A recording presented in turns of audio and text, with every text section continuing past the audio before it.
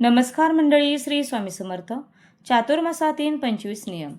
चातुर्मास म्हणजे हिंदू धर्मशास्त्रानुसार आषाढ शुद्ध एकादशी ते कार्तिक शुद्ध एकादशी हा 4 महिन्यांचा काळ असतो. याला चातुर्मास असे म्हणतात.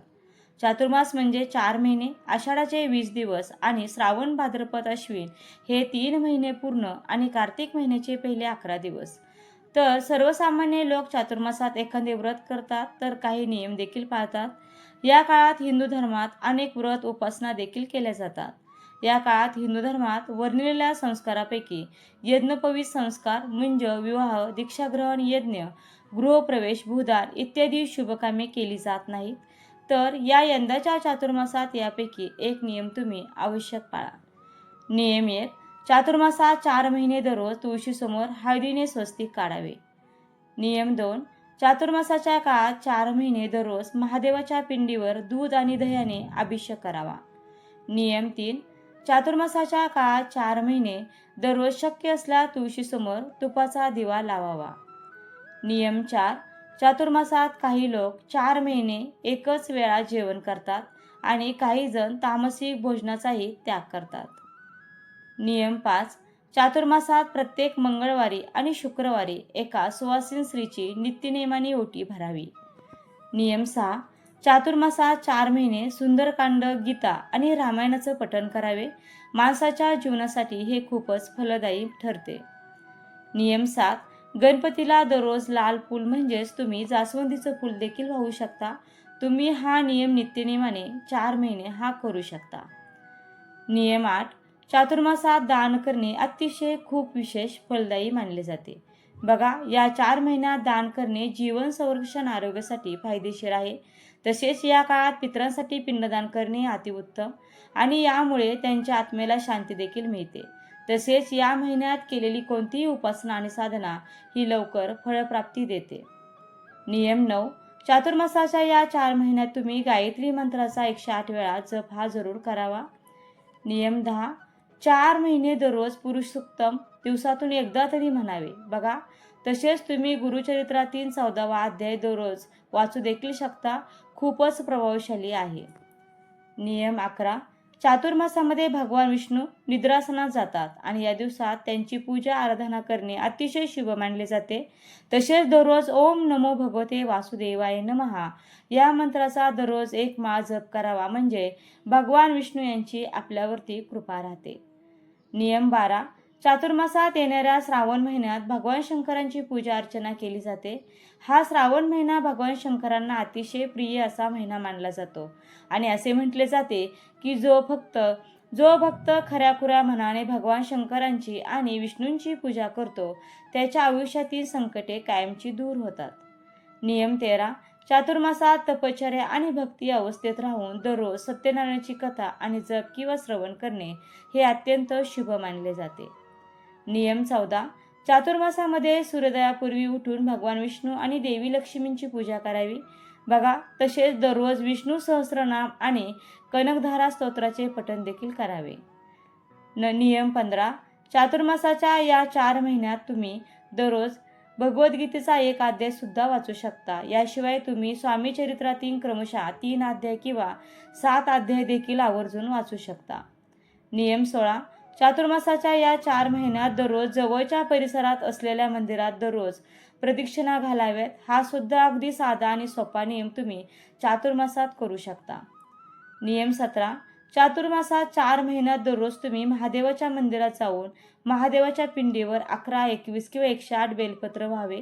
तसेच महादेवाच्या पिंडीवर पांढरे फूल अर्पण करावे. हा सुद्धा नियम तुम्ही करू शकता. हा नियम नित्यनेमाने केल्यास महादेवांची कृपा ही आपल्यावरती सदैव आणि कायम राहते. नियम 18. चातुर्मासाच्या 4 महिन्यात दररोज आपल्या देवघरात तुपाचा दिवा आवश्यक लावावा. नियम 19. 4 महिने दररोज घरातील देवांना नैवेद्य दाखवावा. तसेच गायीला सुद्धा घास द्यावा. नियम 20. 4 महिने दररोज विद्यार्थ्याने गणपती अथर्वशीर्षाचे पठण करावे. नियम 21. चातुर्मासात उपवास, तप, जप, पवित्र नद्यांमध्ये स्नान, दान, पानावर भोजन करणे हे अत्यंत फलदायी मानले जाते. या महिन्यात धार्मिक कार्य केल्याने विशेष फलप्राप्ती होते आणि भगवान नारायणाची कृपा सदैव आपल्यावरती राहते. नियम 22. चातुर्मासात 4 महिने दररोज श्रीकृष्णाला व विष्णूंना तुळस व्हावी. नियम 23. चातुर्मासातील प्रत्येक शुक्रवारी श्री सुक्ताचे 11 वेळा दररोज नित्यनियमाने पठण करावे. नियम 24. चातुर्मासातील 3 या 4 महिन्यात बेलाच्या झाडाखाली दररोज सायंकाळी आवश्यक दिवा लावावा.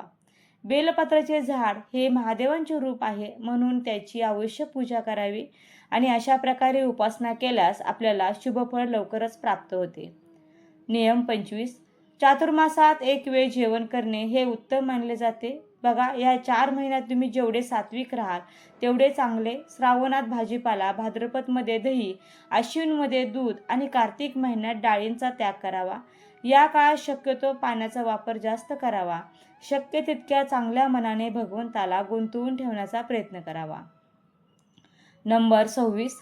तुम्ही श्रीकृष्णाच्या मूर्तीवरती, फोटोवर किंवा जे काही रूप तुमच्याकडे श्रीकृष्णांचे असेल किंवा भगवान श्रीहरी विष्णूंचे असेल किंवा श्रीहरी विठ्ठलांचे असेल तर त्यांच्यावर तुम्ही दररोज पारिजातकांची फुलं अर्पण करू शकता. अशा पद्धतीने तुमच्याकडून 4 महिन्यामध्ये 1,00,000 पारिजातकाची फुलं अर्पण झाली पाहिजेत.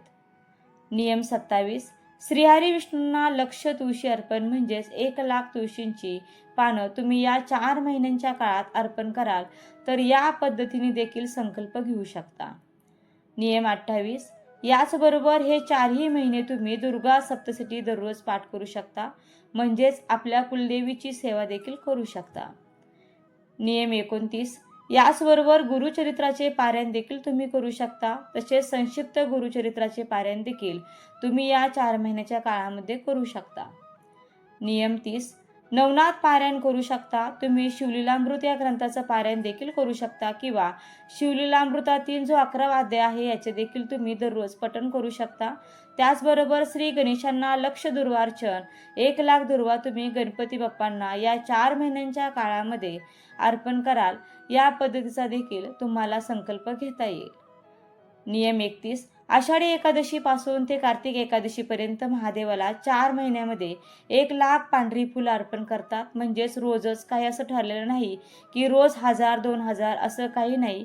रोज म्हणजे 4 महिन्यामध्ये 1,00,000 फुलं आहे तर ती मोजून शिवलिंगाला अर्पण केली जातात. नियम 32. याचबरोबर बरेच जण कांदा, लसूण, वांगी हे 4 महिने सोडतात आणि कांदा, लसूण न टाकता जे काही पदार्थ बनवता येतात ते पदार्थ खातात किंवा भाज्या, वरण याच्यामध्ये सुद्धा कांदा, लसूण याचा वापर हा केला जात नाही. याशिवाय जेवण बनवलं जातं आणि ते खाल्लं जातं. याचबरोबर वांगीसुद्धा जे आहे ते 4 महिने खात नाहीत. नियम 33. याशिवाय या चातुर्मासात तुम्ही दानधर्म भरपूर करू शकता. आपल्या पितरांच्या नावे दानधर्म करू शकता किंवा तुम्ही बघा या 4ही महिन्यामध्ये एखादा गरजू व्यक्ती असेल किंवा एखाद्या मंदिरामध्ये रोजच्या रोज शिदा देखील तुम्ही देऊ शकता. नियम 34. समजा तुम्ही बाळकृष्णाला जर तुळशीपत्र किंवा मंजुळा अर्पण करायची सेवा करताय तर तुम्ही गुरुवारी किंवा बुधवारी या सेवेला जी आहे तर ती सुरुवात करू शकता आणि अगदी चातुर्मासातील कोणत्याही दिवसापासून तुम्ही कोणत्याही व्रताला सुरुवात केली तरी सुद्धा चालू शकतं. नियम 35. हे जे 4 महिने भगवान श्रीहरी विष्णूंची सर्वात प्रभावी सेवा म्हणजे विष्णू सहस्रनाम दररोज तुम्ही पठण करू शकता किंवा विष्णू सहस्रनाम नामावली म्हणत म्हणत तुम्ही आपल्या देवघरातील जी बाळकृष्णांची मूर्ती आहे त्यांना तुळशीपत्र देखील अर्पण करू शकता किंवा पिवळी फुलं असतात तर ती देखील तुम्ही अर्पण करू शकता. नियम 36. याचबरोबर तुम्हाला जेही काही पारायण करण्याची इच्छा आहे तेही काही स्तोत्र मंत्र पठण करण्यासाठी इच्छा आहे पण काही अडचणीमुळे काही कारणाने ते आजपर्यंत शक्य नाही झालं तर या चातुर्मासामध्ये संकल्प घेऊन 4 महिने तुम्ही ती सेवा जी आहे ते तुम्ही करू शकता. आणि संकल्प आषाढी एकादशीला घेणं नाही झालं तर काही हरकत नाही. कोणत्याही दिवशी कोणत्याही वारी या चातुर्मासामध्ये तुम्ही कोणत्याही सेवेला संकल्प घेऊन सुरुवातही करू शकता. नियम 37. याचबरोबर या 4 महिन्यामध्ये हे जे व्रत वैकल्य सेवा उपासना जी काय आहे ती करण्याला इतकं जास्त महत्त्व आहे की त्या आवर्जून केल्या जातात. पण अशी जी काही शुभकार्य आहेत की या चातुर्मासामध्ये केली जात नाही. त्यापैकी पहिलं म्हणजे की या 4 महिन्यामध्ये मुंज केली जात नाही, लग्न कार्य केलं जात नाही, यज्ञ केलं जात नाही आणि गृहप्रवेशसुद्धा केला जात नाही.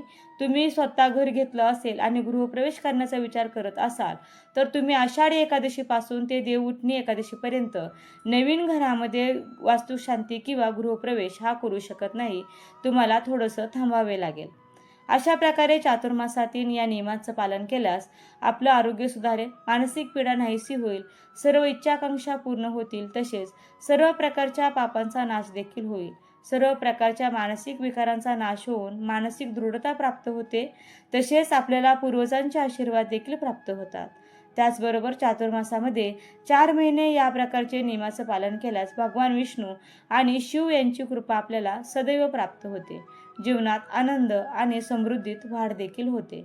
घरात बरकत येते. तसेच आत्मविश्वास, त्याग, समर्पण आणि संयम ही भावना विकसित होते. त्यामुळे या चातुर्मासात हे 4 महिने या नियमाचं पालन अवश्य करा आणि हा चातुर्मासाचा प्रारंभ 26 जुलै 2026 रविवार देवशयनी एकादशीपासून सुरू होतो आणि चातुर्मास समाप्ती 22 नोव्हेंबर 2026 देवउठणी प्रबोधिनी एकादशीपर्यंत समाप्त होतो. तुम्हाला ही माझी आजची महत्त्वपूर्ण माहिती कशी वाटली हे मला कमेंटमध्ये नक्की कळवा. अशाच नवनवीन माहिती जाणून घेण्यासाठी चॅनलला नक्की सबस्क्राईब करा. व्हिडिओ आवडला असेल तर व्हिडिओला नक्की लाईक करा, शेअर करा आणि व्हिडिओ शेवटपर्यंत पाहिल्याबद्दल अगदी मनापासून तुमची खूप खूप आभारी आहे. धन्यवाद. श्री स्वामी समर्थ. जय जय स्वामी समर्थ. रामकृष्ण हरी. जय जय रामकृष्ण हरी.